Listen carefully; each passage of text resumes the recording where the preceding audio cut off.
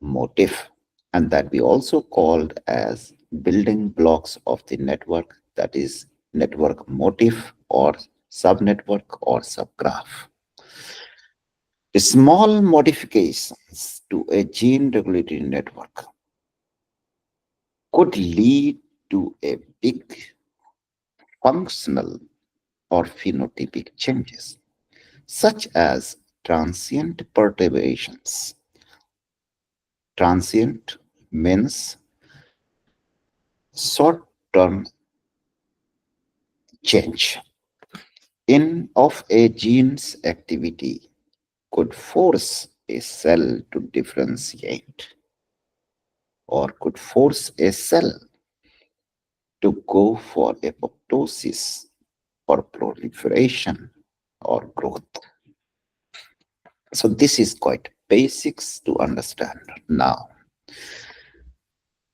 gene networks, regulatory networks, which I have used here are random networks. That means the connectivities are not decided.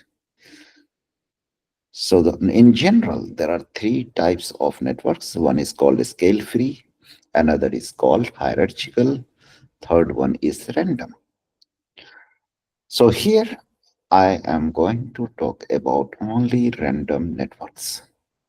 And most common living organisms gene regulatory networks are scale-free network. Hierarchical networks are mostly artificial networks. For example, the employees working in one organization or the employees teaching, non-teaching, from director, something in one university. So they are under certain hierarchy or any other organization. So mostly the network of most of the organizations are in the form of a hierarchy. But living organisms, gene regulatory networks are organized where they follow scale-free network properties.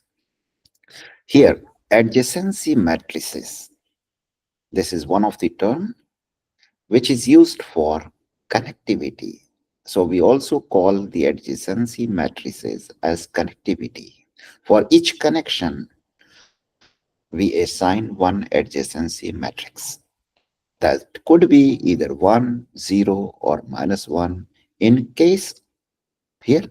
So this is in the case of connectivity of a network to represent the connectivity between all the genes. So if it is, for example, in this network, if it is 1, that means activation. 0, no interaction or no effect. -1, repression. So since this network is random network, so what we have done here, 1, 0, and -1 are assigned in such a way that these numbers are in equal ratio or percentage. For example, if we have 10 genes network, that means there will be 100 connectivities. So in this case, there will be 33.33% 1 and 33.33% -1, 33.33% 0. So this is how it works. And in general, the distribution, degree distribution of the random networks looks like the plot which is here. That is, we call at random network degree distribution properties or normal distribution. This is what we are saying here. Now, since we are using two different methods, one is continuous, another is discrete model. So in continuous model,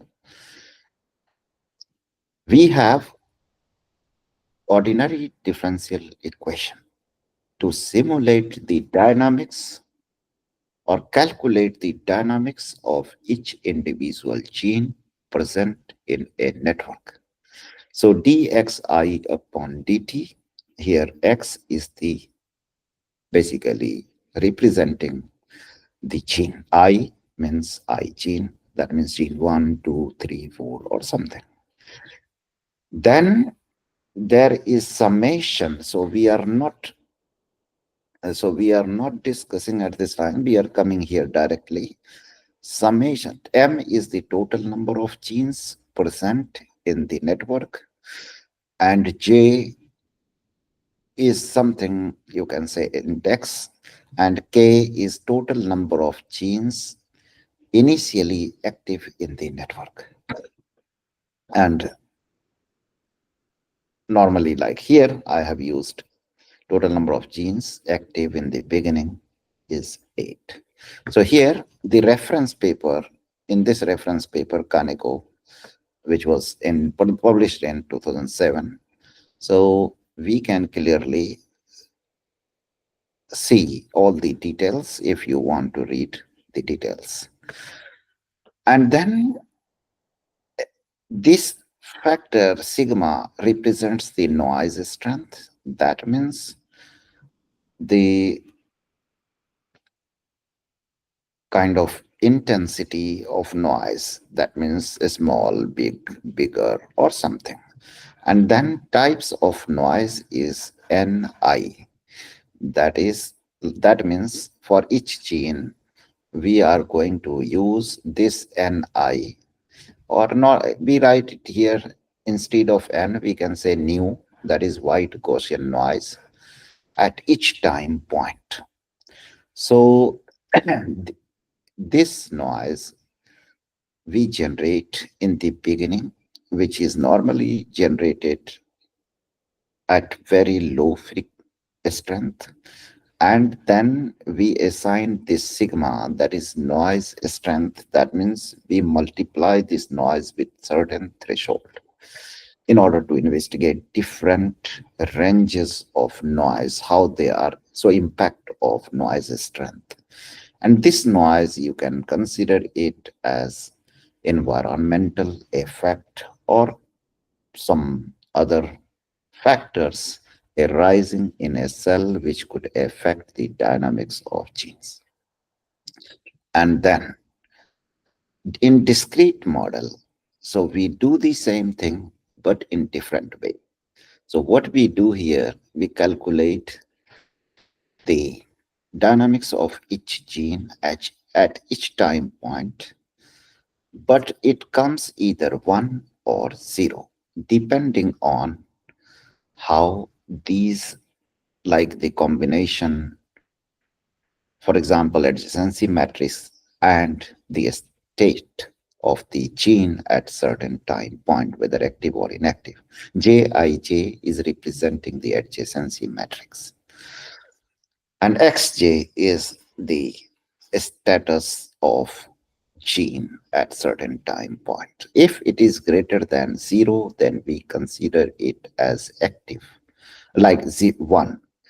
Else, if it is less than 0, that means negative, then we consider it as 0.